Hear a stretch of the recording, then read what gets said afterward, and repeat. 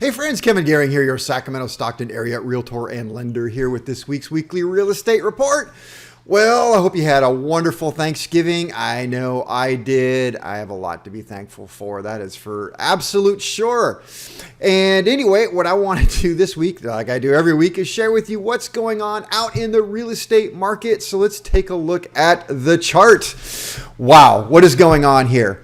Okay, so as somewhat predicted, because it's seasonal, we're seeing the amount of available homes plummet once again. And we're already down. The peak right here is equivalent with where we normally see the trough. So we peaked up to what is the normal bottom, and now the bottom is falling out. And we're going to see that happen for another 4 months. So usually that turns around about March, about March. At the same time, of course, pending sales are falling. Now, something that I'm thinking about here, and I'll share it with you. Normally, yes, buyers tend to back off during the holiday season. They start focusing in more on the holidays. Kind of one of those, hey, we'll get back into it. It's, after the holidays. This really isn't the buying season, if you will. I often share with you that I think the best time to get a deal is when it starts raining. Buyers don't like to go out in the rain. Sellers think, hey, our house looks ugly. We got mud. We got water. Let's just wait. It all makes sense. And I don't disagree with any of those things, except if you're buying, go out when it's raining and horrible weather because it's a good time to get a good deal. But what I'm seeing right here, and what I'm really thinking, is that one is driving the other, or it is a cause and effect, where normally if we look back and we could say, well, this time of year, inventory goes up and pending sales go up. It's more of a buying season. But what I'm seeing right now, so many buyers out there who want a home who just can't find one. They're still out there making offer after offer. We're going to homes and there are multiple offers. And I got to be honest, a lot of agents out there, they're disrespectful to the buyers.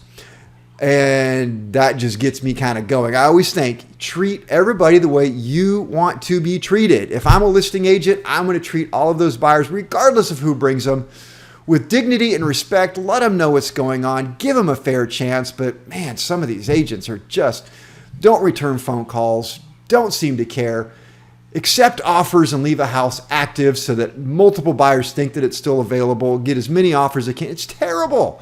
Absolutely terrible. But here's the good news.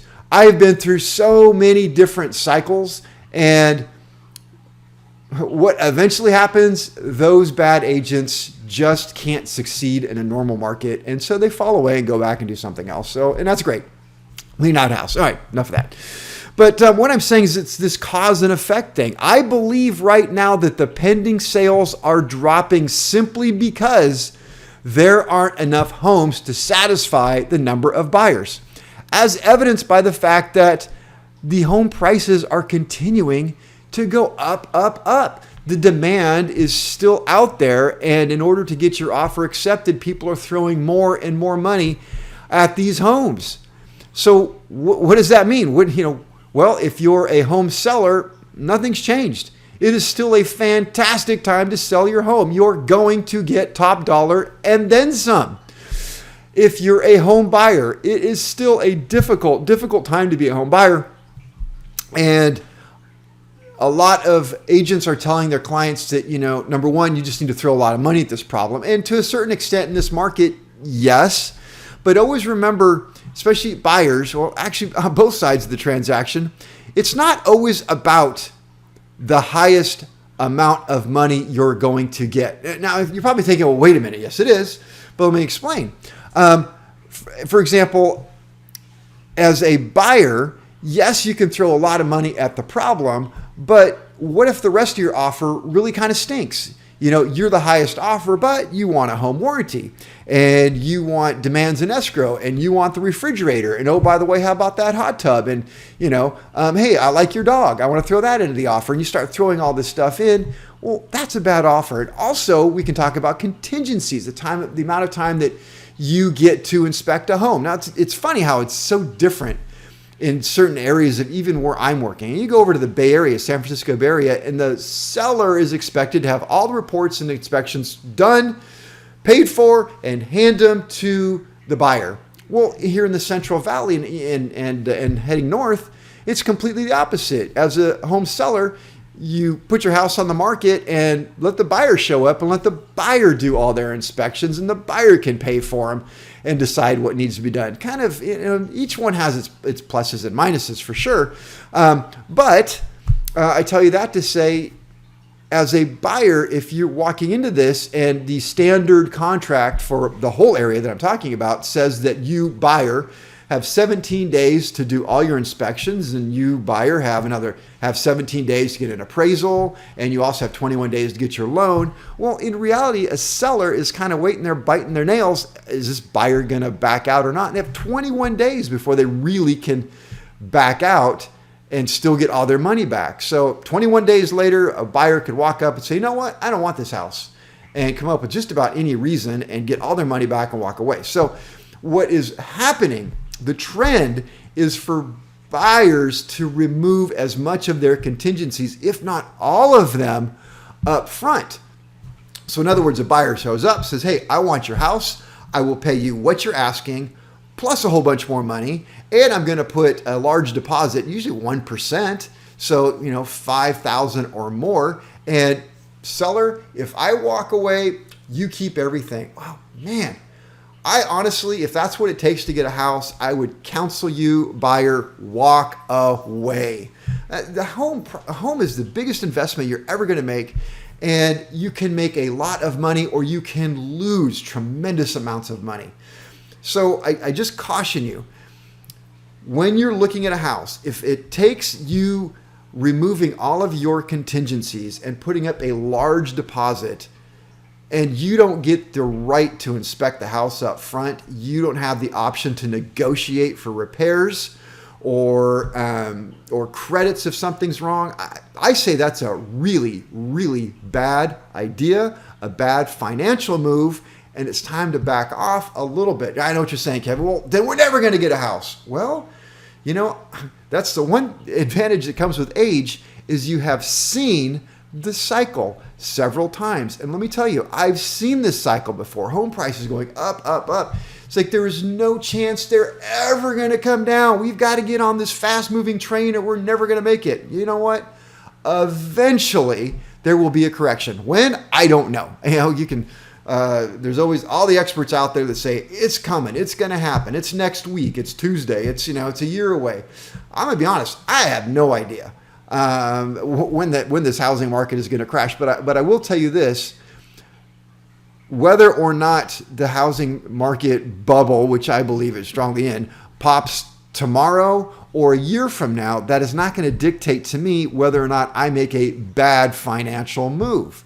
Right? Because if you look at it, the smartest financial move may be to back off. Now, that's not for everybody. I've dealt with so many clients recently who've made fantastic deals. They've sold their house for top dollar. They've bought a new house that fit their lifestyle even better. They were able to save a little money, maybe downsize, find a better area. That all makes perfect sense. Mostly I'm talking to first-time home buyers who are just struggling to get in, and what advice can I give them? And my best advice, if you're my family, my children, my best friends, I'm going to say, if you can, just back off. Just back off and just wait a little bit. Well, I know there's people who say I'm completely wrong, because you look at the yellow chart right here and say, well, what if I told them to back off down here in May of 2020 because it was going crazy, and now look, it's way up here. Yeah, well, eventually it's going to be down here somewhere, that gold line. It's going to come down, and it always does. Not to belabor the point, but I remember back when I bought my first house and what I paid for it, and I watched it climb all the way up till it was worth over $400,000. I thought, oh my gosh, I can't believe this house is getting close to $500,000. And then it seemingly overnight, and I kid you not, within 6 months or a year, it plummeted all the way down to, I was practically upside down in this house that I'd already owned for a long time. I bought it at a great time. It plummeted. It was worth a quarter of that. And it has climbed back up, and now it's back up to that unrealistic number again. So will it drop again? Probably. That's my bet. But anyway, So just want to be careful, make good choices. If this is all foreign to you and you don't understand, that's why you need a good real estate agent who will sit down with you and explain what your options are, what contingencies are, how to work around them, what tricks of the trade I have to get other agents to like what we're offering them and get you a deal. There are ways around all of this stuff. And what it takes is a good agent on both sides will work together and negotiate. So it's completely doable. All right. Let's talk about rates. What's going on with rates? Rates have just been really stagnant for a long time. Let me pull this up over here a little bit. So, we're going all the way back to October when we started to see rates went from 2.88 up to about 3.01 back in October, actually the end of September. And so it's pretty much 3.01, 2.9, 3.05. We saw a high of 3.14. It's really just stagnating around I'll say 3, right about 3. Today, Freddie Mac is reporting that we're at 3.11. It's been 3.1 for the last several weeks. So rates are holding steady. I don't think we're going to see that a whole lot longer. The Fed, there's so much talk about inflation. The Fed has really got to start doing something.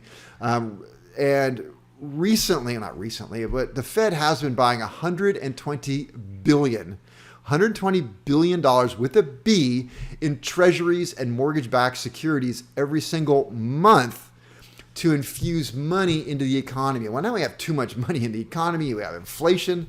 And so you can look for, the Fed actually said they're going to taper that back by, I think, some $15 billion a month now.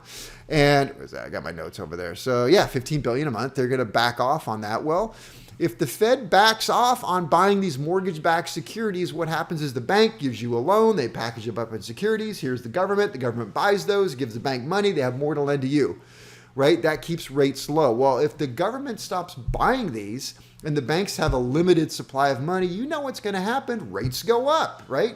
Because the bank doesn't have as much money to give out, so you're going to be a little more selective and check what's going on. But speaking of selective, we're starting to see banks get less and less selective as far as loan guidelines go. Yeah, crazy. I believe I just saw yesterday that we're getting back into interest-only jumbo loans.